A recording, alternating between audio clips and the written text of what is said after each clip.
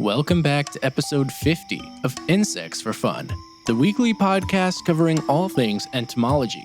This week, we're looking into a very interesting kind of fly, which is actually not a fly at all, and seems more like a chimera than anything else. Scorpionflies are a group of insects belonging to the order Mecoptera, which means long wings. But the wings are not the most interesting thing about these insects. There is one family in particular, called panorpidae, and the males in this family have an abdomen which curves upward and has a large bulb-like structure with a pointed tip at the end. This family has the most species, and is the main reason why Mecoptera are often referred to as scorpionflies. That being said, those showy and intimidating tails are only for mating, and they can't harm you or anything else. Another really wacky feature of these insects would be their long mouths. The heads are actually small, but the mouth itself is really big. The term for a mouth like this is called a rostrum, which I mentioned in the Acorn weevil episode. As for the wings, they are heavily veined and have a more primitive appearance, as if they came from a mayfly. I really can't stress enough how strange these look. It's as if someone took random parts from different insects and put them together into this monster we call a scorpionfly. The distribution for these is worldwide, but the diversity is strangely separated. For example, there's more variety at a species level within Africa and the European continent, but there is a greater variety in families and genera in the Americas and Australasia. And not all of these scorpionflies look this weird. There are 9 families within the order, and each one looks pretty different. For example, one family called Betacidae looks like a 4-winged crane fly, and they are often referred to as hangflies or hanging scorpions. Another family, called Boreidae, look more like fleas, or even the flightless midge found in Antarctica. In general, scorpionflies prefer more humid environments in forests and grasslands surrounded by broadleaf vegetation, like oak trees or other shrubbery with flat leaves to rest on. These insects feed on everything from honeydew and nectar to dead or dying organisms. Many of them actually snatch prey out of spider webs, which is really cool. Some, though, are carnivorous scavengers that prey upon smaller insects and sometimes even the spiders themselves. The hanging flies mentioned earlier are in this camp and have a really cool method for catching prey. The flies literally hang on the edges of plants with their legs dangling down, and then they grab insects mid-flight to feed on. The life cycle for these is holometabolous, which means that they all have a larval and pupal stage. The larvae for scorpionflies actually resemble caterpillars, and spend their time in the ground feeding on decaying matter and other small insects, except for one special family found in New Zealand, Australia, Tasmania, Chile, and Argentina. This special family, called Nanocaristidae, have aquatic larvae that prey on smaller animals in riverbeds. They are also believed to be one of the only larvae that have true compound eyes, which is really wild because compound eyes are known to be a special trait in adult insects. As I just told you, this eye is special.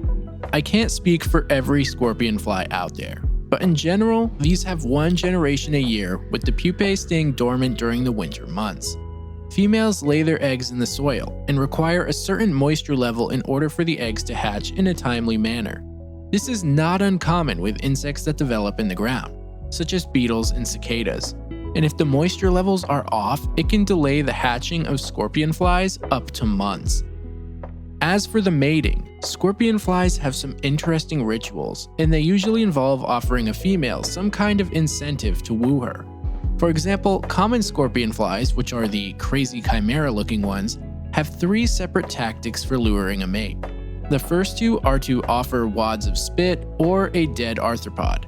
That's pretty good. Though sometimes they try to mate without offering anything. Wow, you're so dominant. Apparently, the practice of giving a female a gift is for distracting them, resulting in longer mating times. I actually think this is hilarious, and it reminds me of the Safari Zone tactics in Pokemon games, where you throw a berry or whatever to increase your odds of catching and prolong the encounter. Hanging flies use pheromones to lure a female, and then offer them a special hostage. But as great as some males are, there is a lot of competition, and these flies have to get crafty sometimes. The male scorpionflies actually mimic the behaviors of a female in order to take gifts from other males. And they also just show up for sloppy seconds. They literally wait around for a new female to fly into the area where the previous date went on, and then present the next female with whatever is left from that previous male's gift. That's literally showing up to someone else's date after they left, taking the flowers or chocolate, and then handing it to a new girl. The worst part is, this actually works.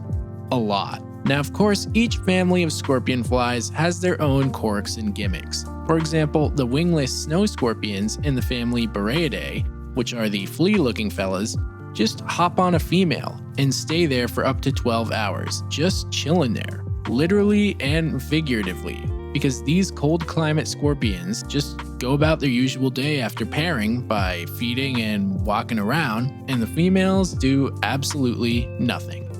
Scorpionflies aren't really known for having any special defenses, and as a result, I was unable to pull up anything in regards to how they protect themselves.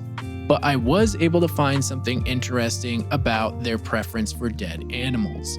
You see, scorpionflies are actually now used by forensic entomologists because they have been found to be one of the first responders to a decaying human body, even before the much more famous blowflies, which I mentioned in the forensic entomology episode.